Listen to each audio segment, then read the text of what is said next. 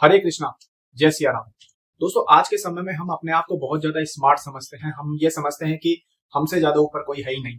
लेकिन हम आज के समय में भूख के आगे नतमस्तक हैं। हम एक दिन भूखे नहीं रह सकते। अगर हमें कोई एक दिन भूखा रहने के लिए बोल दे तो हमें ऐसा लगता है कि क्या पता हमें कितना बड़ा काम करने के लिए बोल दी। तो मैं बात कर रहा हूँ एकादशी व्रत की, और उसमें भी मैं बात कर रहा हूँ वरुथनी एकादशी व्रत की। मैं आज आपको जो घटना या फिर एक सत्य कथा सुनाने वाला हूँ वरुथनी एकादशी की, कि वरुथनी एकादशी का प्रताप कैसा है, वरुथनी एकादशी का जो पावर है वो कैसा है। तो जब आप सुनेंगे तो आप यकीन मानिए आप भी वरुथनी एकादशी जरूर करेंगे। आपने शास्त्रों में एक नाम जरूर सुना होगा, दुंदुमार। दुंदुमार जैसा नाम है वैसा ही एक बहुत बड़ा प्रतापी राजा हुआ करता था। आप यकीन मानिए उनके शरीर पे सोने जैसा तेज था और बड़े से बड़ा शत्रु उनसे युद्ध करने में भी डरता था। दुंदुमार का प्रताप ऐसा था कि ना सिर्फ पृथ्वी लोक, यमलोक और जो स्वर्ग लोक है वहां तक उनके प्रताप के चर्चे थे, और देवताओं के अंदर भी ये लगता था कि दुंदुमार जैसा कोई राजा नहीं है। एक दिन जब भगवान शिव तपस्या कर रहे थे, तब दुंदुमार शिकार खेलने के दौरान उन्होंने अपने मद में मस्त होकर के उन्होंने अपनी अपनी उनको शक्ति का इतना घमंड था कि उन्होंने आराध्य हमारे भगवान शिव का अपमान कर दिया। लेकिन शिव तो शिव है, जो भगवान शिव है उन्होंने उनको ये श्राप दिया कि तुझे जिस शक्ति का इतना घमंड है, तुझे जिस सुंदरता का इतना घमंड है, अभी से ही ये सुंदरता खत्म हो जाए, तेरे शरीर के अंदर कोड़ पड़ जाए, तेरे शरीर के कोने कोने से बदबू आए, तेरे पूरे शरीर में घाव हो जाए और कोई तेरे पास आने से भी कतराए। जब भगवान शिव का ये श्राप उन्हें मिला तो शिव का श्राप कभी भी टाला नहीं जा सकता।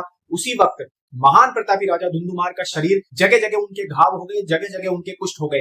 राजा दुंदुमार ने पूरे आसपास के संसार के बड़े से बड़े वैद्य को बुला लिया, लेकिन वो ठीक नहीं हो सके। इन सब चीजों से परेशान होकर के उन्होंने निश्चय किया कि वो जंगल में चले जाएंगे, और जंगल में जाने के बाद उन्होंने भगवान शिव को की तपस्या की, भगवान शिव को दोबारा से ध्यान उन्होंने शुरू किया, और फिर आई वरुथनी एकादशी कालखंड। उन्होंने वरुथनी एकादशी का व्रत किया और उस वक्त उन्होंने बिल्कुल अन्न छोड़ दिया, बिल्कुल खाना छोड़ दिया। और शास्त्रों में यह कहा गया है कि जो अन्न होता है, अन्न के अंदर एकादशी काल के अंदर अन्न के अंदर जितने भी हमारे जो नेगेटिव एनर्जी है वो होती है। तो जब राजा दुंदुमार ने उस अन्न का त्याग किया तो उस अन्न का त्याग करने से उनके शरीर के अंदर एक नव संचार हुआ, उनका जो रक्त था वो शुद्ध हुआ, उनकी जो इंद्रियां थी वो शुद्ध हुई, उनका जो मानसिक संतुलन था वो सही हुआ। और इसी वरुथनी एकादशी का तप करने से, वरुथनी एकादशी का व्रत करने से उन्हें उस श्राप से मुक्ति मिली, और उन्होंने दोबारा अपना जो पहले जैसा जो उनका शरीर था वो राजा दुंदुमार को दोबारा वापस मिला। अब आप सोच रहे होंगे कि एक ऐसी एकादशी में ऐसा कौन सा पावर है जो महादेव के श्राप को भी खत्म कर दे।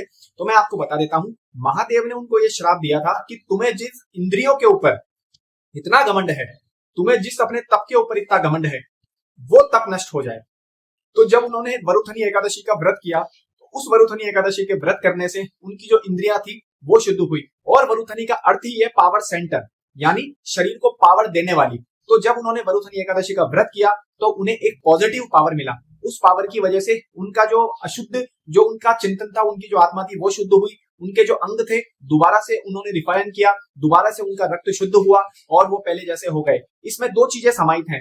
एक तो अगर हम बात करें धर्म ग्रंथों के हिसाब से कि उनको उस तप का उनको फल मिला, और दूसरा अगर मैं वैज्ञानिक तौर पे भी बात करूं तो उस समय के अंदर भी जब उन्होंने वरुथनी एकादशी का व्रत किया होगा तो उस एकादशी के व्रत के बाद जब उन्होंने अन्न का त्याग किया होगा तो उस अन्न का त्याग करने से भी उनके जो अंग हैं उन अंगों ने दोबारा से अपने आप को रिफाइन किया होगा, उनकी जो इंद्रियां थी वो शुद्ध हुई होगी, और इस वजह से वो दोबारा से उन्होंने अपना पहला जैसा शरीर प्राप्त किया। तो दोस्तों, इस कथा से आपको ये पता लगा होगा कि एक तो एकादशी, और उसमें भी वरुथनी एकादशी जो कि पावर सेंटर है, उस एकादशी में कितनी ताकत है।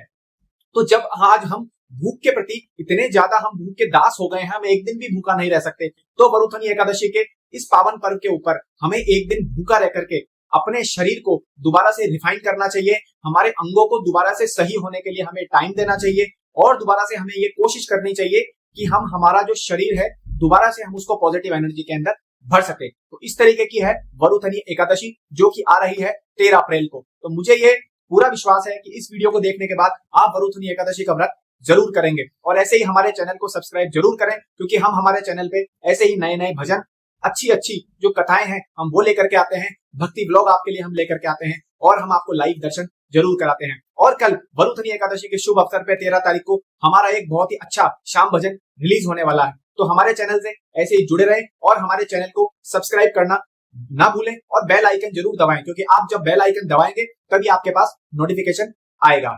जय सिया राम, जय श्री श्याम, हरे कृष्णा।